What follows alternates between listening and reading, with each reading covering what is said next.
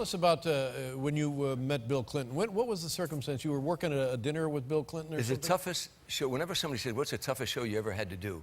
Many years ago, a guy named Lou Weisbach, it was in the 90s, in Chicago, he called me. He said, Tom, I'm having Bill Clinton at my home, 85 people, I want you to perform that night. Tough kid. It's probably a fundraiser or something. Well, yeah, and so I said, sure, because you're a Chicago boy. I flew in from Los Angeles, and meanwhile, the White House contacted me twice. A real smart young punk in the White House calls me, and what material are you going to do? And I said, I don't know what material. You don't know what material? I said, no, I have no idea. When I get there, he called me again. He said, have you made up your mind what material? I said, I don't know what material. What are they nervous about? Well, that's what I wanted to know. Yeah. When I got to the house, he comes up to me, he's very arrogant. He said, Mr. Dreesen, we don't want anything topical, anything political. You don't want... Really? I said, you don't want me to do Monica Lewinsky jokes, is that what you're saying? He said, sure. He said, that's right. I said, gosh, there goes 45 minutes of my act. I don't know. But I had no jokes like that. I had more respect for the president. I said, but I wouldn't tell him what material, so now he's mad. So he said to me, well, Mr. Dreesen, yeah, he said, after dinner, Mr. Weisbach will speak, the owner of the House. He said, Mr. Grossman, head of the Democratic National Committee, will speak. Senator Carl Moseley Braun will speak. Senator Dick Durbin will speak. The president will speak, and then you'll speak.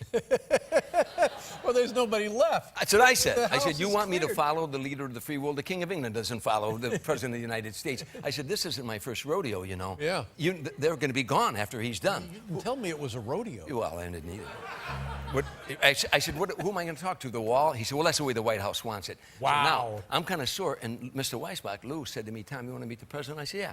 I went over and he said, Mr. President, it's Tom Dreesen. He said, I'm looking forward to your presentation. I said, I want to make a deal with you, Mr. President.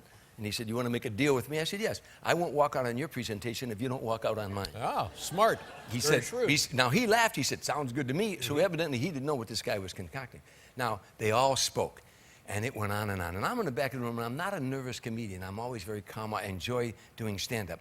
But I'm thinking, oh, my God, I'm following the President of the United States. I grew up on the south side of this city in a shack. Now I'm going to follow, and I'm getting a little bit nervous.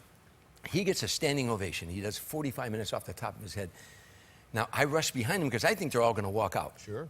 The aide comes up to me and said, Mr. President, I think you should leave now. He doesn't know I'm behind him. And he said, no, if I walk out, he said, they'll walk out on Tom.